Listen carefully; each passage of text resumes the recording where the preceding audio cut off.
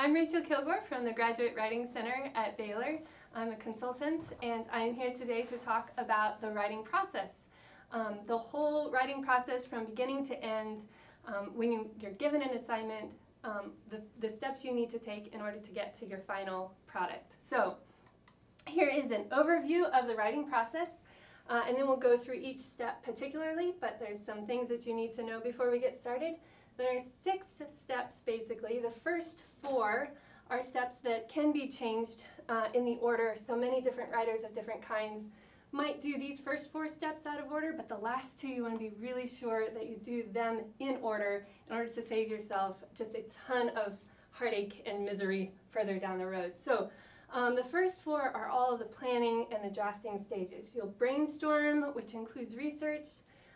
You'll clarify your main idea with a working thesis that will change further down the road.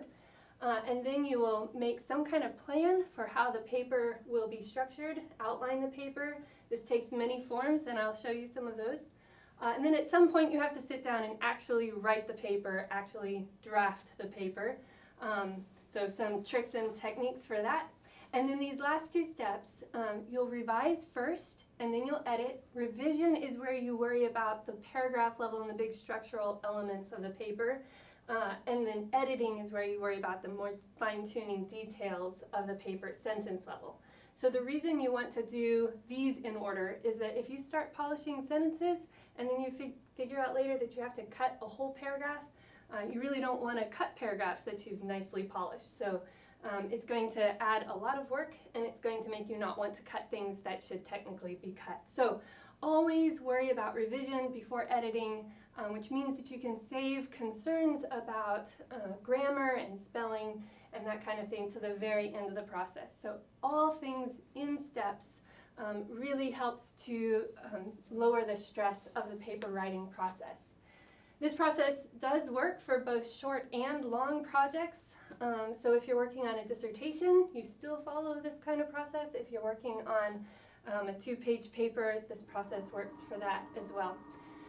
So that's where we're heading. And you can think of this in terms of building a house. You certainly wouldn't want to, start hanging pictures on walls that don't exist. So for the same reason, you wouldn't edit before you revise. So to think in terms of how would you logically build a house, and to use the same thought process for writing a paper. It's the general principle. So brainstorming. Brainstorming is where you collect ideas about your paper and your topic. Many people have many different ways of doing this. We definitely, when we need to use sources, you do need to use books and research, so just reading books and making notes on them can help to brainstorm an idea from conversations. So if you are a verbal processor, you might just need to talk to lots of people about your paper topic. You might just write down personal observations or make observations depending on the topic you're working on and how much experience you have with that topic.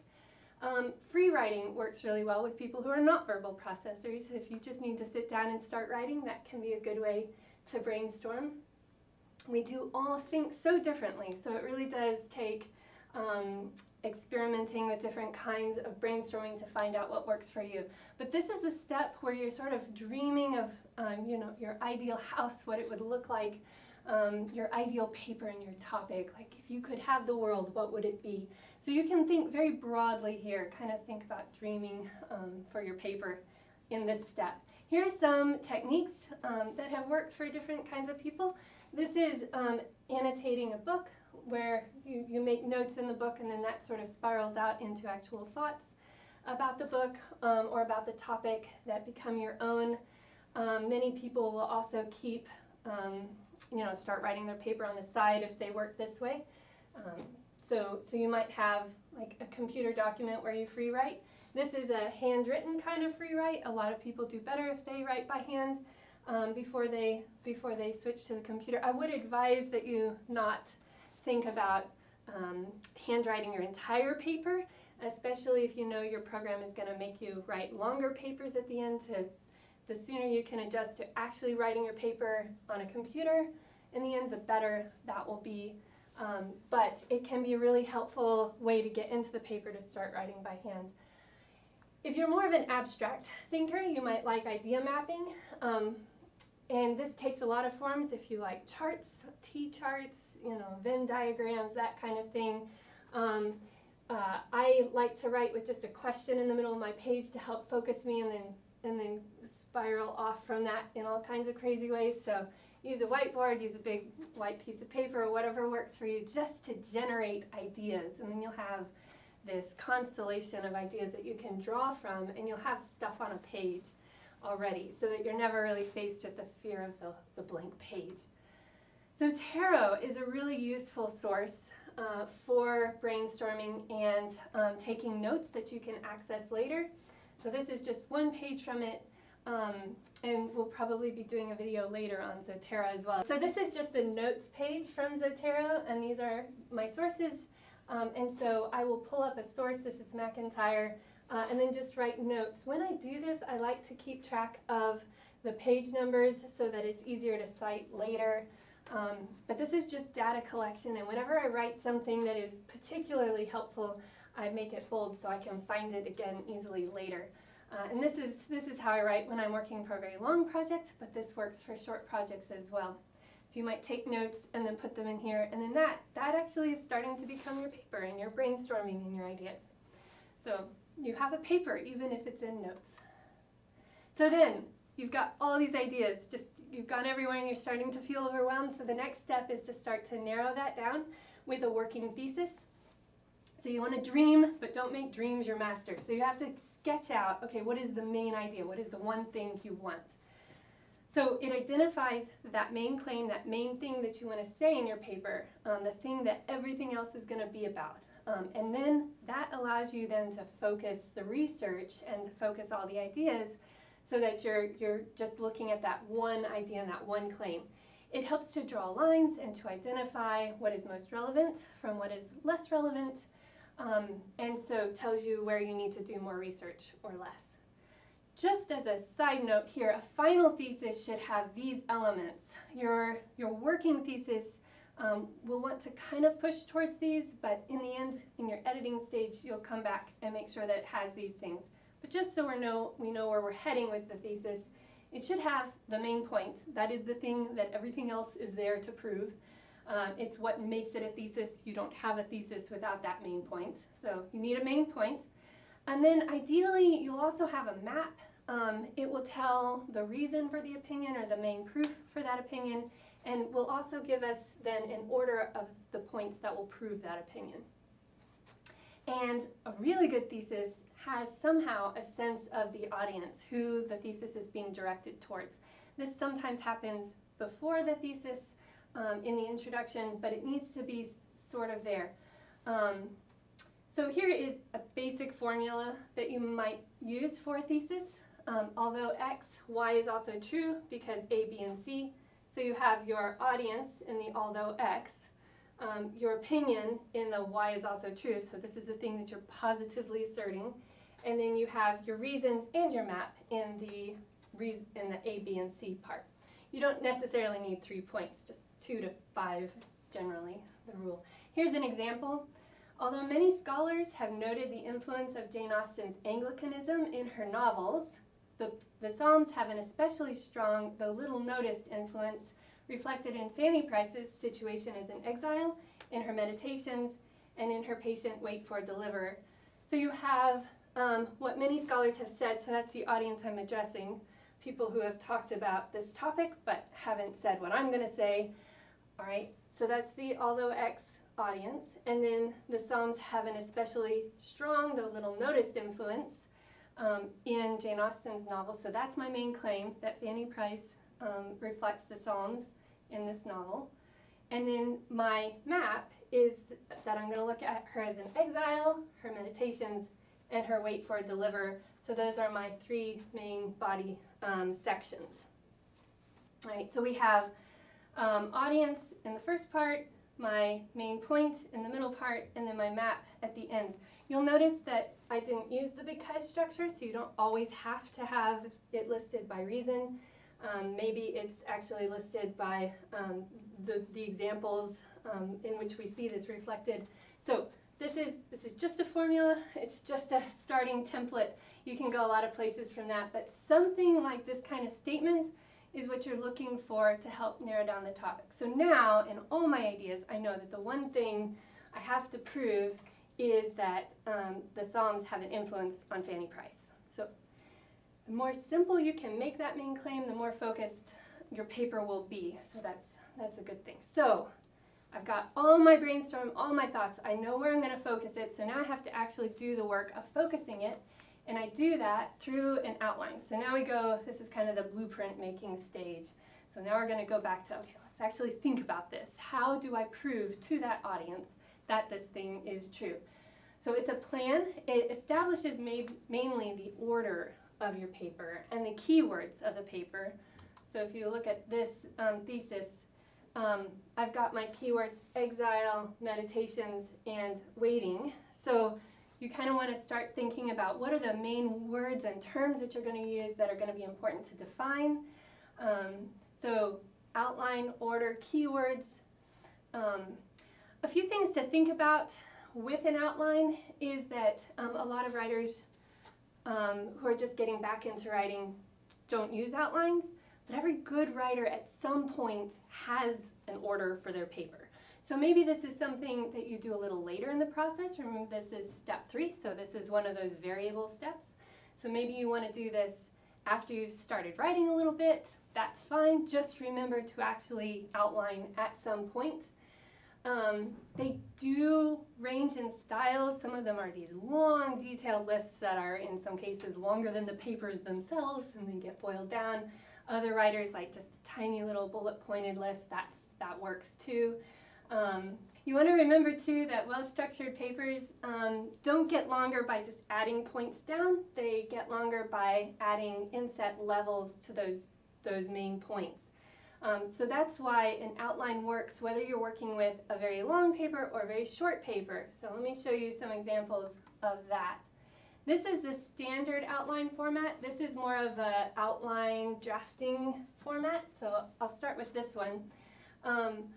Papers should get longer not by adding, 1, 2, 3, 4, 5, 6, 7, 8, 9, 10. That's just really hard for any reader to follow along with. You want to identify 2 to 5 main points, main ideas, and then you want to get thicker, not longer. So if this ended up being about an 8-page paper, if you wanted to go into like a 20-page paper, then we would add nuance and detail, so we would go this way, not this way. So the way I started to do here, adding the payoff to this waiting section, so this changes how we view Fanny's character, and now I want to add a section on what we thought of Fanny's character before, and what we think about her now. And then I could keep going, what they thought about her back then, what they think about her now, so I'm going thicker, not longer.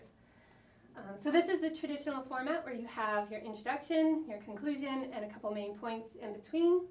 And this is actually enough to start writing a paper on. So maybe it's short like this. I always put my thesis at the end of the introduction, just right there. Always have your thesis in front of you because it will help to focus. Or this is the same paper, only in abstract form, so summary form. So if you prefer just to start writing, this might be a good process for you, but in the same sort of overview of the paper, you're still getting your main points, and you can see that they're broken down by paragraphs. So this becomes that paragraph, and this becomes that paragraph. The nice thing about this structure is that you can actually take this and copy it into a new paper, and then just fill it in with your brainstorm, your research, and you've already got sort of the seed of your whole paper that's going to grow into this beautiful tree of a paper. So either method, whichever one works for you, can make good papers. Just remember to practice, play around with both, and see which one you like best. So you have an outline now, and it's time to start actually writing your paper. So this is the end of the process where you're planning and structuring, and then you're actually going to write the paper. So a few tips about drafting your paper. You want to think, you want to make your plan, but of course your aim is not just the plan, it's the full paper. So you're going to start writing the paper, building the house. All right. This is the part where a lot of people feel a little bit panicky because, you know, they've got their outline on one side, but they're still staring at the blank page with the little flashing cursor. So there are a couple things you can do to make that a little bit easier, and that is you have an outline. Just put the outline in there. All right, and then you have all your brainstorm and all your notes. Just put those in there too. All right, and then you'll have this long document with all your thoughts and all your notes, and then your job at this point is basically just to turn that into paragraphs and sentences. And they don't even have to be clean paragraphs and sentences either. So one of the most important parts about drafting is that you need to just draft. Don't go back, don't revise or edit as you go, just write the thing. The goal is just to have words on a page that you can then revise and edit, but you can't revise and edit something that doesn't exist, so just make it exist. All right, so sit down and write. If it's a short paper, I like to write it in just one sitting. If it's a longer paper, be sure to leave notes for yourself where you left off so that when you come back to it, you don't have to reread, because you're going to want to edit if you reread. So you just need a note that tells you, I left off here and now I need to argue this point. That's the next thing that's coming. So you can just pick up and keep writing. All right, so keep in mind what kind of project you're working on, whether it's short or long, whether you have a lot of time to do it or not much time. Another thing you need to keep in mind, if you're working in a slightly different order, so if in your process you like to outline first, well then you need to copy that outline to the new paper, just like we just said. But if your process does the drafting before the outlining, this is where you need to stop and remember to be sure to reverse outline at some point, to pause, make an outline that you can then follow. Also, it's a really good idea to just write your thesis down somewhere at the top of your page or maybe on a note card where you can see it, so that whatever you write is pointing towards that one thesis. So that way, even if you don't have an outline, everything you have will be relevant, even if it needs to be shuffled a little bit later. So just be sure to keep that in mind as you go. All right, so at the end of this step, let me show you a few samples of this. So you'll notice that drafting samples are very messy. They have gaps. They have bolded things to help you remember where your outline was. I also like to put things in all caps. So if there's something that I know I need to add here, something that I totally forgot, something I don't have research for yet, I'll just say, oh, further research, and then keep going, all right? Because the goal is just to keep going. You'll notice too, so this is from the middle of a paper, but you'll notice that the writing is really not at all clean. It's very conversational. I had no idea that so many of these novelists had some kind of background in the theater. Just a surprise comment. That's probably going away on the next draft, but it helps me to keep writing and tells me where I am. And actually some of that tone I do actually want to keep, so I'll probably just clean that up and make it a little bit more formal on the next paper. But to have a draft that is just written gives it a much more conversational voice and tone. I do like to keep my outline in there until close to the end, just so that I can remember what each section is supposed to be arguing and be sure it stays on track. It also makes the next stage, the revision stage, a little bit easier because I can see what I was planning to write and then compare that to what I actually wrote and shuffle appropriately. You can also, once you finish drafting, go back and read it, or in my case, get somebody else to read it. You'll be surprised what they will tell you is actually clear in that drafting stage. So keeping those notes lets you know, oh, when I do this again, I want to keep this. Whatever I did there worked for my reader, right? So let's keep that. And then you can respond to your comments too with notes about, okay, she was right about this, so how do I then incorporate that into my paper? So that when I come back and do the revision and then the editing, I'll have these notes that tell me how to revise and edit. So you're never stagnating. You always have a place that you're working on in your paper. So most important thing with drafting is to be sure that you get your words on a paper and you have your draft and you're ready to go to the next step, which is revising. So in revision, we're kind of at the stage where you've got the frame of your house up and you've got the walls in place, but if you're going to make any big structural changes, this is the time to do it, because you don't want to paint your house and hang pictures if the walls aren't in the right place. So if you're going to move a wall, this is the time to do it. So it's sort of a bare bones, let's make sure we got all the pieces in the right place. At this stage, you do not worry about grammar. unless it's really impeding the meaning for you. Think about it as writing with the door shut. Like other people don't matter at this stage, just the order. It doesn't matter if the reader can't follow you yet. You'll worry about that next stage. So really seriously, don't worry about the editing yet. Otherwise, you will really cause yourself a lot of misery and overwork and despair. So we don't want that. So it is focusing on structure. So ignore the grammar errors. And here are some of the questions that you actually want to be asking. Are the ideas where they should be? Logically, does this idea follow the one before? Are there ideas that are present that maybe shouldn't be? Does it stray from your thesis? Is everything in the right order? All right. So even if you just make notes about, oh, I need to do a little bit more research on this and add that later, make sure that you've got those notes in there so you know what you need to do with that. Be brutal, cut things that don't belong. If you have a hard time with that, just put them in another document. That way they'll be there if you realize you want it. You don't have to delete things entirely. That's okay. And then it's really useful to check the thesis and the topic sentences for consistency. Make sure that they match the thesis statement. And make sure that you're using the same language and keywords throughout. Just because when you get to the editing, you're too close in to really see the big picture language that you're using. And then be sure that everything within the paragraphs is still on topic. So it's really helpful to think of this in terms of a hot air balloon kind of idea. If your thesis is sort of the balloon, the big idea that makes your paper float, and the body of your paper is the basket, right? That's where all the content is. That's where the little person rides, right? Your topic sentences are the things that connect the thesis to that body paragraph. So every first sentence of every paragraph should be able to form a kind of unity all on its own, kind of like the abstract that we saw earlier. So making sure that your topic sentences clearly connect to the thesis statement and are also actually telling us what's going on in the body paragraph of that sentence can be a really good check for your revision. Here are some other things that you can ask about when you're revising your paper. And this is going to be posted, so you can reference this later for yourself. But this is the checklist that I usually go through when I'm revising my own papers. Just checking for thesis topic sentence, paragraph, making sure your introduction and conclusion are doing what they're supposed to, and that you have a nice complete whole before you go into the editing. So once you've done these things, you are ready to start editing. And this is the last stage. This is where you've got a house with walls that are in the right place and doors that are in the right place, and you've painted, and now you're going to hang the pictures and make it an easy place for your reader to be.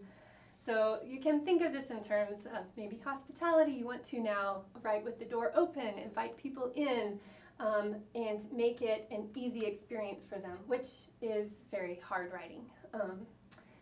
So you are at this point, you're going to care about polishing your grammar and your syntax, cleaning out wordy language, and making a list of your own typical errors so that you can check that is a really good practice. Everybody has different writing, editing foibles that they just repeat every time. So you want to make your own list of the things that you keep doing wrong. For instance, if you tend to use a lot of passive voice, you just want a run through your paper, or that's what you're looking for.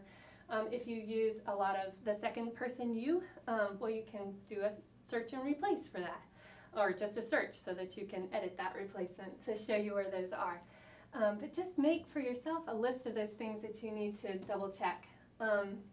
Really helpful to read your paper out loud so that you can hear some of the things that you wouldn't see normally, or use your computer's text-to-speech and have your computer read it out loud to you, or find a friend, right? The goal is to see your paper as though you are not the writer, but rather the reader of your paper at this point. And then that will help to show you the places where, oh, that language really wouldn't make sense to anybody but me. How can I correct that and make it better for them? So some tricks when you're doing this, a lot of people print their paper out at this stage and mark it up like this. So you can see that we're taking out too many words here. Here we need a little bit more specificity. What kind of tower? Maybe switching sentences up, cutting sentences out. So we'll remember again that we're not deleting this paragraph or moving it or changing it. We're just editing within it, right? Looking for words that are repeated too much, that kind of change. So if you print it out and do this, then you go back to your computer and you make those changes. Or if you want to just stay on your computer, there are a few tricks for editing in that way. First of all, you want to keep track of all your former drafts, because sometimes you delete something and then remember that you actually needed that, but thank goodness you had it in a former draft. So I just every now and then save my papers and put the date on it, so I remember where I am. And then this is what my papers look like when I'm actually in the editing process. The blue is stuff that I've added since the last draft, so I can see what's new and what's old. Whenever I have a note that I need to edit something, I put it in italics. And in the bold is still my topic sentences. I keep them to the very end so I can see where I am. And so then this just becomes a process of working through your paper paragraph by paragraph and cleaning up the language, because you can now trust that all those paragraphs are where they should be. A few tricks for editing. This is very important. We tend, when we want to clean up a sentence, we tend to want to delete the sentence and then rewrite it. The problem is, as soon as you've deleted it, you don't remember what you've said anymore. So instead of doing that, just bump that sentence down a few lines and then type it in again here. And then that way you can check your new sentence to your old sentence and see if you got everything that was supposed to be there. And then you can delete your old sentence. So be very careful about that. And then just keep track and leave notes of what you need to do next time you pick up. So next time I come to this paper, I won't have to read all that new stuff. I can read this note and see that, I need to shorten this section. So I don't have to read all that. My job for right now is just to shorten this section up and tighten it. Maybe I need to move it to the footnotes, that kind of thing. So leave notes for yourself, especially in the longer projects. It will save you a lot of time, and it means that instead of having instead of waiting for a 5-hour chunk to write your paper, you can actually write your paper in half an hour a day. And it just relieves the stress of that and produces good work in the end. So that's the last stage. Here are a few of the typical errors for editing, and I will have these on the PowerPoint for you to reference on your own. But these are all from Strunk and White's book, The Elements of Style, which I highly recommend. So these are the normal grammar issues, including the basic comma rules, which we'll be having a video on that as well coming up. And then these are some of the elementary principles of composition and of style. Over here, some of my favorite rules, personal favorites. So just choose a suitable design and hold to it. That's the outlining and the revision stage. In the editing stage, use definite, specific, concrete language. You have to remember that you can speak in vague generalities, or you can speak in really concrete, actual particulars. And the concrete, literal is always better. Omit needless words. Good rule for life, generally. And then these two are also frequently forgotten. Just make sure the reader knows who's speaking, especially when you're using quotes and citations. That is the main rule of how to use quotes and citations. The goal is just to make sure that at all times your reader knows who's talking and how your ideas relate to the other person's ideas. And this is a nice rule to end on. This is really the goal of all good writing, and beautiful writing is at bottom really just simply clear, easy for the reader. So aim for clarity, and then and the beauty will grow out of that. So Strunk and White, they have a lot of other really great tips for you. Before we look at some of the resources, let me just our summary of the writing process one more time. So remember, you'll brainstorm and research, and then you create a working thesis that limits your research. You'll make an outline that will prove that working thesis, and then you will draft the paper. Remember, these 4 steps can be done in any order, but you want to do these last 2 in order. So then once you have stuff on a page, you make sure that that stuff is in the right order and that you have your keywords set for the paper. And then you will edit for a sentence level corrections and polish it, make sure your citations are in the right place, and then you're done. You can submit that paper and you've got this beautiful little composition which you created to turn in. A few resources for helping you do this even better. These are the 3 books that I highly recommend. Strunk and White, which was the source for the editing rules that you saw earlier. They Say, I Say is a really good book for helping you to know how to engage in academic conversation. It has lots of formulas and will tell you how to engage with quotes and things like that, how to summarize. The Office of Assertion is basically a book of logic. So if you're writing more philosophical papers and you need to be sure that your logic is good, or if your instructor keeps telling you that this doesn't logically follow, that might be the book for you. He uses a paper on the Odyssey to help illustrate that. So if you're in the humanities, I recommend that book. We also have a lot of really good e-tools and online tools. Zotero is great for citations. It's a good citation generator, and you can also keep your notes in there. Grammar Bites, if you are having trouble with commas or fragments or basic grammar stuff that you really don't understand, they have really excellent explanations on there. It's a website, so just Google Grammar Bites and it will take you there. The Purdue OWL is basically an online handbook that will answer absolutely any question that you have in exhaustive detail. So if you're looking for, no, I just need some training real quick on commas or fragments, Grammar Bites is your place. If you want to see an example MLA or APA paper, Purdue OWL is the place for you. There's also some Scrivener writing software that has gotten some really good reviews if you want a system that isn't just Microsoft Word to help you write your paper and organize your ideas. You might look this up online and see if that is something worth investing in for you. But Zotero is what we have for free on campus, and I will be doing a video of that later. So those are the resources for you to help you write a really good paper. I wish you all the best and good luck.